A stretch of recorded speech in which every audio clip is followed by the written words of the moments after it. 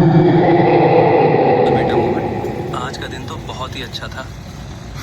तो बस एक और आखिरी ट्रिप मारता हूँ बढ़िया से, फिर घर चला जाऊंगा।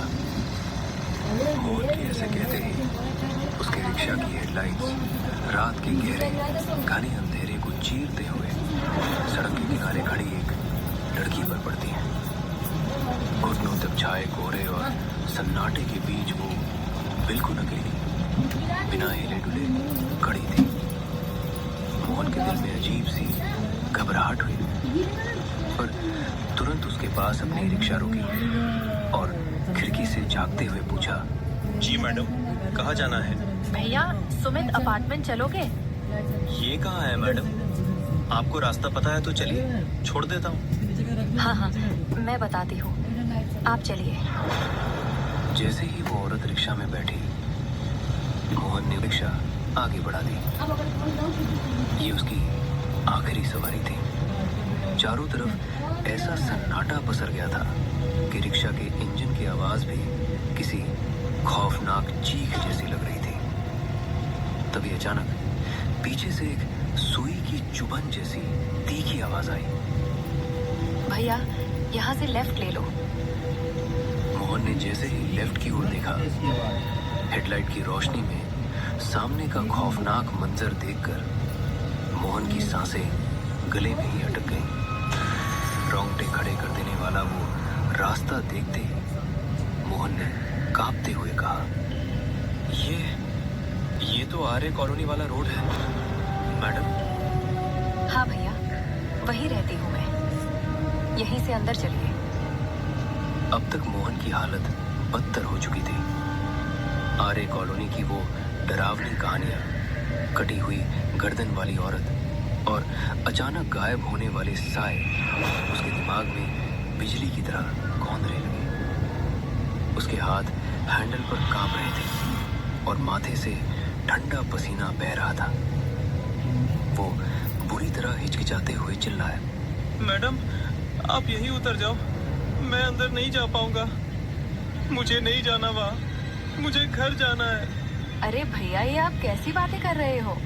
अभी तो आपने बोला छोड़ दोगे, और इतनी रात को मैं अब कहाँ यहाँ इस काले जंगल में दूसरी रिक्शा ढूंढूंगी? चुपचाप अंदर चलो, छोड़ दो मुझे। मैडम जी, मैं आपको बिठाता भी नहीं।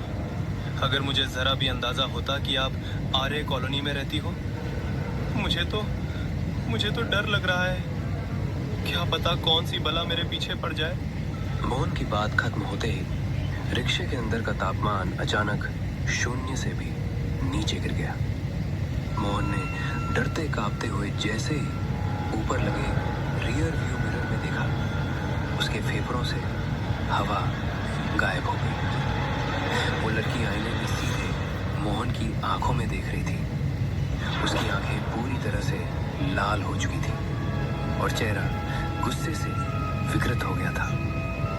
उसकी पलकें तक नहीं झपक रही थी, बस एक खौफनाक बिना पलके झपकाए देखने वाली वो नजर मोहन की रीढ़ में सिहरन पैदा कर रही थी। अचानक वो लड़की पूरी ताकत से चिल्लाई, चुपचाप चलो।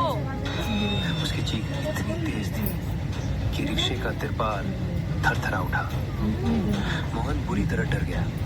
उसका पूरा बदन थर-थर कांप रहा था और माथे से पसीने की बूंदें टपक कर हैंडल पर गिर रही थी। उसके दिमाग में एक भयंकर कश्मकश चलने लगी। उसने मन ही मन सोचा, अगर इसके कहे मुताबिक अंदर गया तो भी मरूंगा, और अगर नहीं गया तो ये डायन मुझे यही मार डालेगी। हे भगवान, ये मैं किस मुसीबत में फंस गया। आज मेरी आखिरी रात है क्या? रक्षा करना प्रभु। दिल में मौत का खौफ और आंखों में आंसू लिए मोहन ने कांपते हाथों से रिक्शे का हैंडल घुमा दिया। एक जोर के झटके के साथ रिक्शा उस सुनसान और घने जंगल के रास्ते पर मुड़ गया। वही रास्ता जहां से आर्य कॉलोनी का वो भयानक, डरावना और खूनी जंगल शुरू होता था। हेडलाइट की धुंधली रोशनी उस अंतहीन अंधेरे को चीरने की नाकाम कोशिश कर रही थी। रिक्शे के दोनों तरफ इतना घना और खूंखार जंगल था कि मानो पल भर में वो लोग चमचमाते मुंबई शहर से कोसों दूर किसी बेहद पिछड़े और उजाड़ गांव के रास्ते पर आ गए हों। चारों तरफ सिर्फ ऊंचे ऊंचे काले पेड़ों के साए थे जो हवा के झोंकों के साथ ऐसे हिल रहे थे जैसे कोई राक्षस हाथ फैलाए खड़ा हो। सन्नाटा इतना गहरा था कि सिर्फ झींगुरों की चीखें और रिक्शे के इंजन की गड़गड़ाहट गूंज रही थी। तभी क्या तुम मुंबई में नए आए हो? हाँ हाँ मैडम, मैं नया हूँ। अभी बस 1 साल ही हुआ है यहाँ आए। अच्छा हुआ तुम मुझे मिल गए। आओ, आज मैं तुम्हें इस जंगल से वाकिफ कराती हूँ। मोहन का गला सूख गया। उसने कांपती आवाज में पूछा, मतलब? इस जंगल में कई लोगों की आत्मा भटकती है। किसी का बदला, किसी की भूख, किसी का रोना या फिर किसी की हंसी। ये सब कुछ सुनाई देगा तुमको। रेशमा के मुंह से ये खौफनाक बातें सुनकर मोहन अंदर तक दहल गया। उसका कलेजा मुंह को आ गया और वो रोते हुए गिड़गिड़ाने लगा। मैडम, कृपया आप ये सब बातें ना करें। मैं आपको आपके घर तक सही सलामत छोड़ दूंगा। मुझे बहुत ज़्यादा डर लग रहा है मैडम। भगवान के लिए चुप हो जाइए। मोहन के इतना कहते ही रेशमा अचानक बिल्कुल खामोश हो गई। रिक्शे के भीतर एक अजीब दम घोटने वाली शांति छा गई, पर बाहर आरे का वो डरावना जंगल अभी भी जाग रहा था। घने काले पेड़ों के बीच से कभी किसी जंगली जानवर के गुर्राने की तो कभी डरावनी आवाजें गूंज रही थी।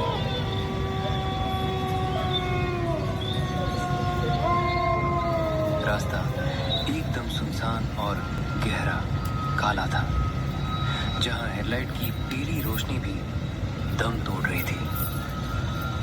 डर के मारे कांपते हुए मोहन ने एक बार फिर अपने ऊपर लगे आईने में देखा। रेशमा अभी भी हिले डुले बिना अपनी पथराई हुई लाल आंखों से सीधे मोहन को ही घूर रही थी। मोहन ने थूक निगलते हुए किसी तरह हिम्मत जुटाई और कांपती आवाज में पूछा, मैडम, यहाँ से अब कहाँ जाना है? थोड़ा और आगे जाना है भैया। वैसे आप इतना क्यों डरते हो यहाँ आने से? मेरे जैसे और भी कई लोग यहाँ रहते हैं। आपको नहीं लगता कि आपको भी यहीं रुक जाना चाहिए? बहुत शांति है यहाँ, शहर के सारे शोर शराबे से दूर। रेशमा की इस ठंडी पेशकश ने मोहन के बदन में सिहरन पैदा कर दी। वो अब पहले से कहीं ज्यादा डर चुका था। उसने रिक्शे की रफ्तार बढ़ाते हुए कहा, इस घने और खौफनाक जंगल में भला कौन रहना चाहेगा? कोई पागल ही होगा जो यहाँ आकर बसेगा। सही कहा आपने।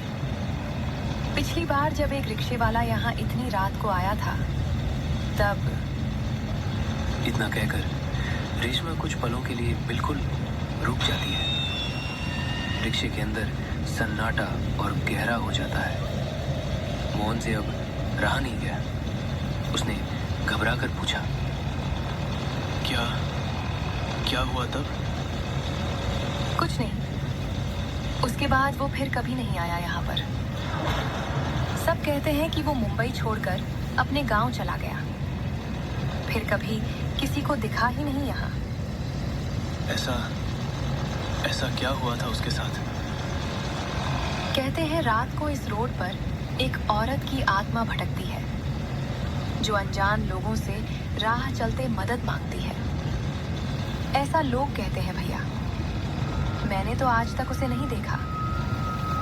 ये सुनते ही मोहन की हालत बदतर हो गई। उसका पूरा शरीर ठंडे पसीने से भीग चुका था। वो ना चाहते हुए भी उसकी उन खौफनाक बातों को सुन रहा था। और उसका दिमाग अब चीख चीख कर कह रहा था कि वो किसी बहुत बड़ी मुसीबत में फंस चुका है। बेहद अजीब अजीब हादसे हुए हैं यहाँ। जो मानते हैं वो डरते हैं, और जो नहीं मानते वो पछताते हैं। क्या करें, सबको तो बचाया नहीं जा सकता ना। ऐसा कहकर रेशमा ने मोहन के दिमाग में खौफनाक और डरावने ख्यालों का